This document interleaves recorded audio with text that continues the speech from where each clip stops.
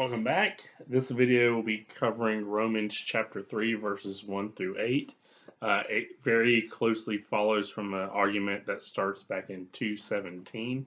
So, right now, if you can take the chance to reread that part as well. So, I would say read 2:17 through 3:8 and take a pause to do that and then come back in a second.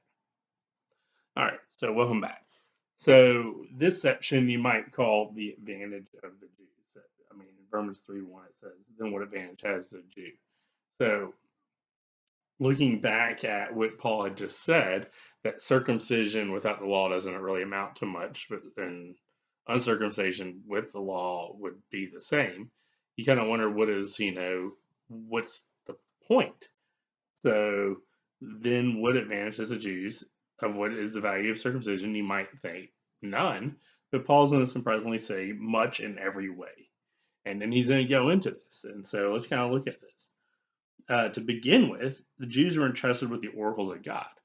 So we're going to see this section is going to be echoing throughout the rest of the book. In some ways, this might end up being the point of the book as Paul tries to sort out what is God doing with his people. So when we get to the sort of conclusion of the big long argument in Romans 11, we'll be echoing this here. It'll be this here that's in the corner of the argument here as he's trying to describe how God works in the entire world. Will be what he revisits for the crisis at hand. So it says, to begin with, they have the oracles of God. God has been talking to these people forever. They have Sinai. They have the prophets. They are people that have been made by God in a way no one else can say. They were entrusted with this long history of being pruned and shaped to exactly how God wants to be. It says, what if someone faithful? Does their faithfulness nullify the faithfulness of God? Does their unfaithfulness change the fact that God is faithful? And that idea that God is faithful, that God's a God who keeps his promises, that what we do doesn't challenge that. It says, by no means. Let God be true if everyone is a liar. As it is written, that you may be justified by your words and prevail when you are judged. So when we are unfaithful, he is still faithful, and that just shows how faithful he is. It proclaims his goodness to the world. You can think throughout the entire stories of all the Old Testament of basically the main qualification for anyone in the Old Testament for God to set them apart is almost disqualification. It's like God makes promises to David in the midst of Bathsheba in that whole event. Or you can think about the prophet Hosea, who is a symbol is to marry a woman who's going to cheat, and he's to be faithful, to be a picture of what God is like. The point is God's faithfulness, God's promises, and he keeps it. That basically he's going to prevail through it.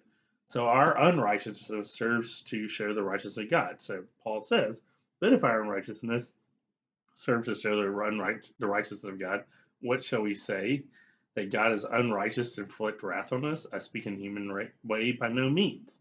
So when God shows wrath, does that mean he's being unfaithful? Or is it a corrective? Or what? What it means is God's faithfulness is secure in every way. So when we experience God's wrath, we've done it to ourselves.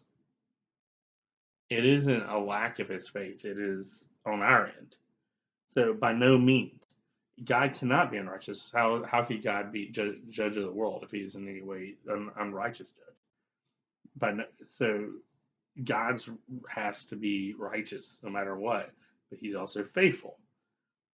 But if through my lie, God's truth abounds to his glory, why am I being condemned as a sinner? So why am I being condemned if I make God look good?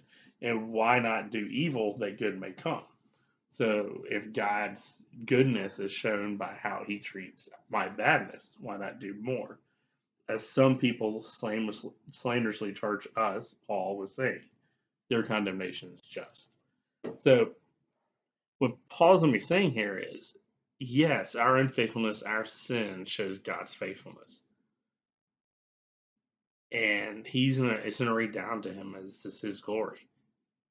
But that doesn't it doesn't follow that we should therefore be unfaithful, that we should therefore sin. Sinning is bad as is. So if our unfaithfulness shows us righteousness, our following so much the more. So we are not called, like, he is not saving us from the consequences of sin. He's saving us from sin. Sin itself, remember, is the wrath of God. Being allowed to take our own path away from God is the punishment. So you're sort of missing the whole point of that view of the world, that this is actually bad if you continue in whatever it is that you think you're being forgiven for, in order to, so look how good God is at forgiving. The point is to be rescued from it. The point is to follow him. And that's true for Paul as well. It isn't just meant to be, look how amazing he is. It's meant to be, look how amazing he is. He's delivering from this, and I am following him now. So, we'll see that going forward. But he's already ready to address that. That his way of teaching has been misread by some, but you missed the point. You have to start with the point that sin is actually not the fun thing God's punishing you for just as a test. Sin is not a good thing at all. That God's good and you're moving away from God. In Paul's teaching, that's already his problem. That you are receiving yourself your own condemnation, and that's what he's delivering you out of. Okay, so that kind of ends that part of the argument. And so what we'll see is we've seen Gentiles can't save themselves, and now we've seen the Jewish people can't save themselves. So that doesn't, in Paul's way of leading the world, that doesn't leave anybody else. And so that's what we're going to see in the next video. Thanks, and see y'all later.